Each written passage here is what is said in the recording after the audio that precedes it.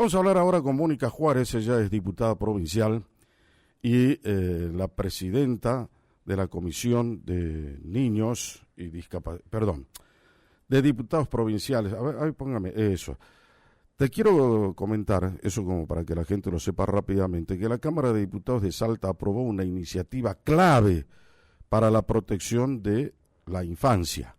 Se trata del proyecto presentado precisamente por ella, por Mónica Juárez, que establece la creación de una base de datos integrada para detectar tempranamente señales de vulneración de derechos de niñas, niños y adolescentes. Vos fíjate la importancia que tiene esto, sobre todo en el contexto actual. La medida busca garantizar, obviamente, que el Estado llegue a tiempo con acompañamiento y cuidado. Mónica, Jorge Calvo te saluda, buen día. Buen día, Jorge, ¿cómo estás? Bueno, contanos un poco, primero cómo nace esta iniciativa y en segundo lugar, cómo se puede transportar a la realidad, cómo se puede hacer realidad una cuestión tan importante como es esta y ver si el Estado realmente puede estar ayudando, cooperando en esta circunstancia.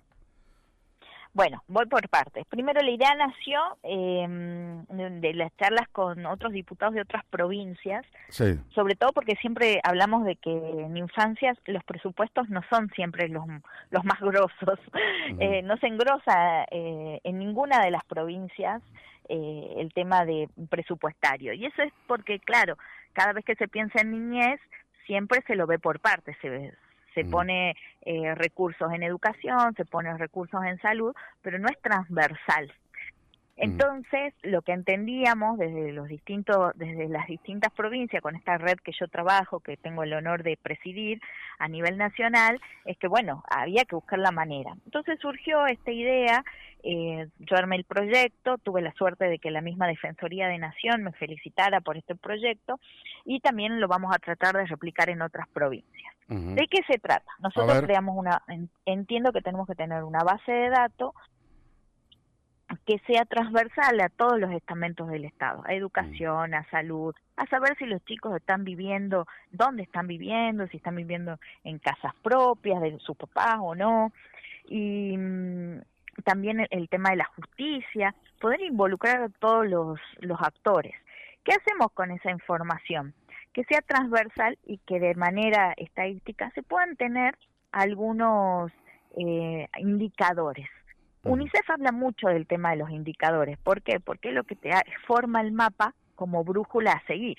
Te doy un ejemplo claro, pero muy chiquitito. Ayer, Karina Iradi, quien nos acompañó mucho en este proyecto, que es la Secretaría de Niñez, nos decía, yo tengo estadísticas donde dice que de cada 10 adultos, 8 alguna vez reconocen haberle levantado la mano a un chico.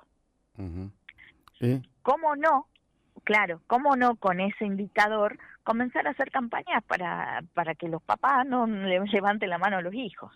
Cosas así de pequeñas pueden saltar de estas cuestiones transversales. Si eso nosotros lo hacemos eco de, por ejemplo, en determinada región hay deserción escolar, nosotros podemos comenzar a trabajarlo y sobre todo presupuestariamente a esos problemas, focalizándolos, no solamente geográficamente, sino también con las temáticas que se estén requiriendo. Hay un tema ahí que quiero hacer un parate, sobre todo porque ahora estamos con una serie de cuestiones que involucran a niños que han sido golpeados por sus madres, inclusive hasta causarles la muerte.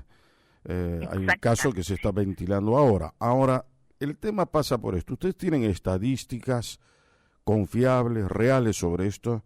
La violencia intrafamiliar, de la violencia de los padres hacia los hijos.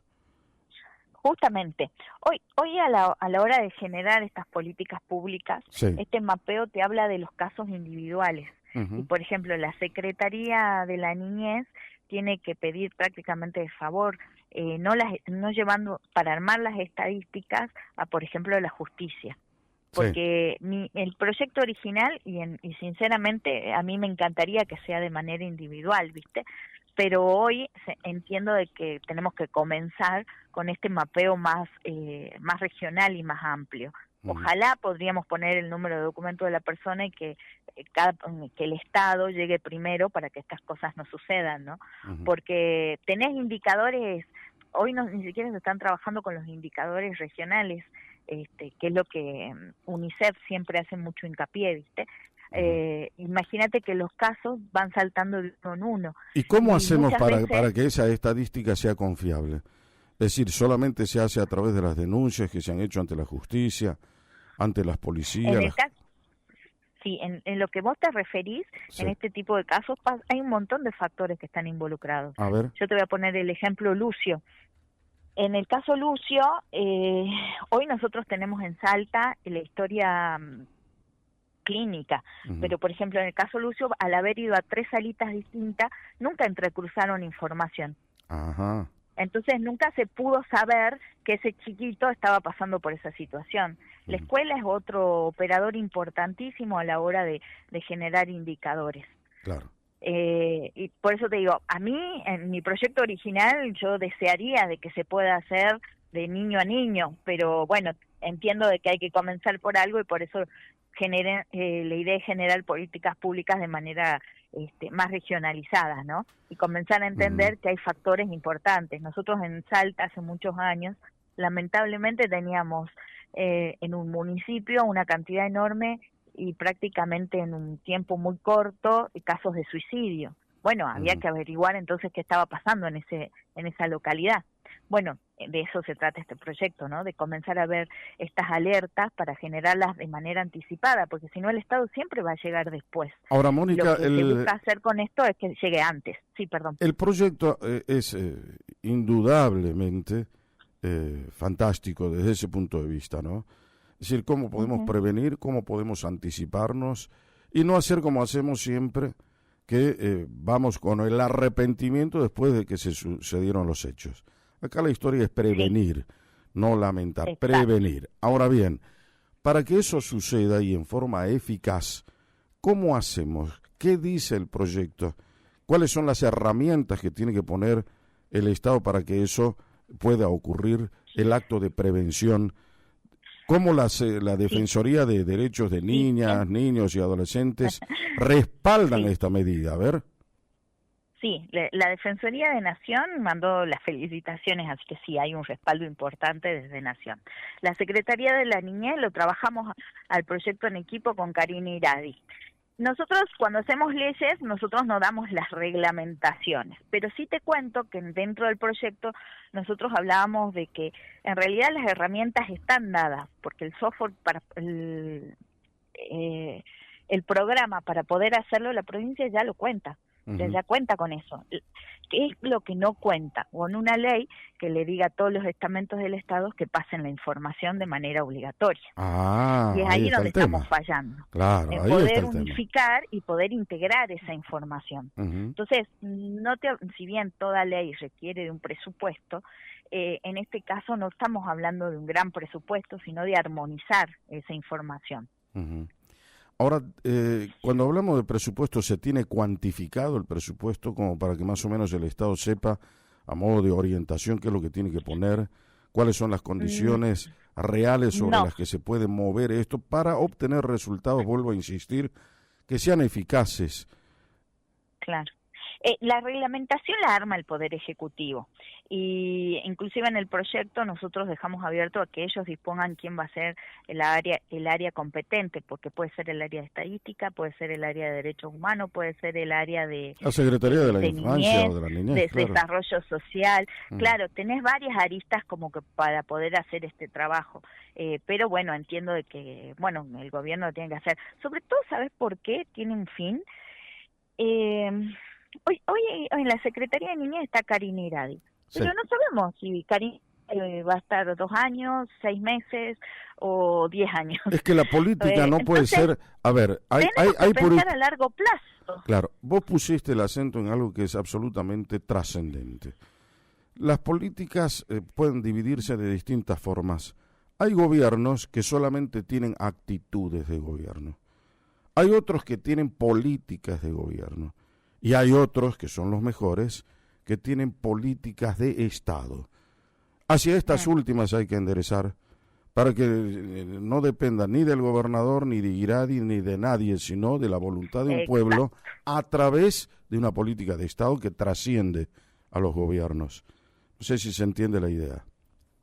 Sí, sí, tal cual, es que esa es fundamental. Por eso le involucré a Karina, porque desde lo que ella está trabajando, que hay muchas cosas que, insisto, que ella ya lo está haciendo, Sí. la idea es generar una política pública que tenga la trascendencia para seguir después de que yo no sea diputada, que ella no sea secretaria, desde niñez, justamente por eso, porque a veces cuando además mapeo de lo que es las políticas públicas, son siempre lo urgente se lleva a lo importante. Entonces necesitamos de una ley para que esto, pasados nuestras gestiones, siga haciéndose. Entonces, de alguna manera, por ley, tenés que cumplimentar. Está clarísimo. Ahora, el acompañamiento está, el ordenamiento legal está, probablemente también esté el acompañamiento del Estado en este tema. ¿Qué es lo que te faltaría? Va el proyecto a senadores. Media sanción a senadores. Senadores. Sí. Pero el Senado no Sí. creo que tenga ningún tipo de inconveniente. Es decir, yo hablé varias veces sobre este tema en el Senado y parece que lo entienden bastante bien, ¿no? Sí, espero que sí. Si bien yo insisto con esto de que tenemos que machear más con el Senado, porque si no hay leyes que quedan en el camino, y te pongo un ejemplo que es una ley que los clubes me lo pidieron y que todavía no sale del Senado, como es hacer por ley Micaela en los clubes sociales y en el tercer sector, y bueno, todavía no sale esa ley. Como me decís, es simple, no requiere plata, pero bueno, queda todavía en el Senado. Insisto con esto de que tenemos que machear más con las leyes que ellos nos manden, y nosotros con las leyes también como diputados que nos manden ellos. A ver, son porque 23 si no, quedan en buenas senadores. intenciones.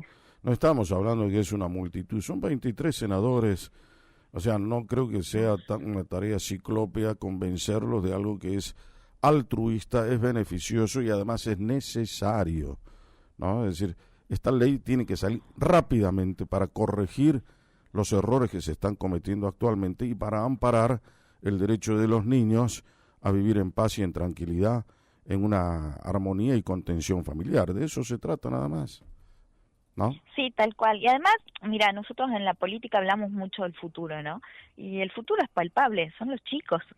Entonces, cuando vos hables de futuro, viste, tenés que tener en cuenta que atrás de cada indicador hay una historia, hay una persona, hay una carita, y que, bueno, tiene su historia y que indica cosas para que generemos. Y también puede políticas tener una públicas para secuela esa historia, ¿no? Tal cual. Todos tenemos Sí. un pasado, no hay nadie que no tenga un pasado desde el momento mismo en que hay existencia. Entonces tratemos de que ese pasado sea bueno.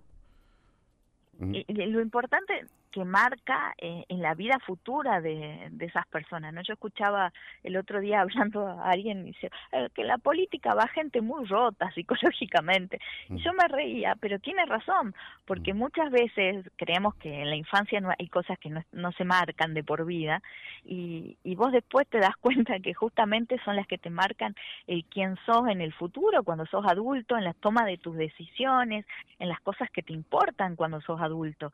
Entonces es importante generar en las niñeces felices para que sean adultos felices. Además hay una cuestión que es esencial, es decir, más allá de la felicidad, que creo que es un tema personal, está lo que se tiene que hacer desde el Estado. Sí, cuáles son las políticas que el Estado necesariamente tiene que cumplir independientemente del resultado personal que después cada uno pueda conseguir. Entonces, comparto con vos. Hay gente que me dice, yo me quiero ocupar de tus sueños. No, de mis sueños me ocupo yo, vos ocupate de mis realidades, le digo a los políticos. Claro, no te ocupes de mis sueños. Mis sueños me ocupo yo.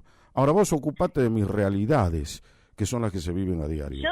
Yo quiero chicos felices porque tienen que tener, no tienen que tener dolor de panza porque no comieron. Básicamente de eso se tiene que hacer el Estado. Porque hay que generar políticas públicas de vivienda para que los chicos tengan un lugar suyo, propio para vivir.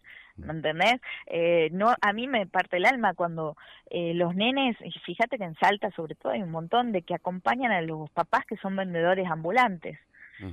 Entonces, la vida de esos chicos es pensar que tienen que ir por las calles de Salta vendiendo. Entonces, vos te das cuenta de que hay que generar trabajo para que esos papás tengan en lugares seguros a sus hijos. De eso se trata, ¿me entendés? Sí, señor. Entonces, cuando vos hablas de niñez, donde yo no estoy es, viviendo ahora... O sea, la niñez no es algo, ¿qué te puedo decir? Un compartimento estanco. Está integrado con un montón de realidades que, como decías al principio, son transversales a la realidad que va a vivir cada chico, que en cada hogar, ¿no? Entonces, eso es importantísimo que nosotros lo visibilicemos y lo hagamos ahora. Sí, sí. Por eso, no es lo mismo, hay que generar políticas públicas y no solamente directamente a la niñez, no es ponerle solo una sala de juegos, no, es ver qué les está pasando, por qué esos papás que ya, te estaba dando el ejemplo,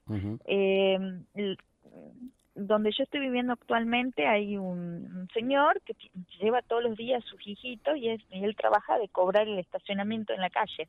Entonces estos nenes no están viviendo una realidad de jugar en un lugar tranquilo, sin peligro. Están jugando todo el día en una vereda porque su papá, la opción que tiene es ese es su trabajo.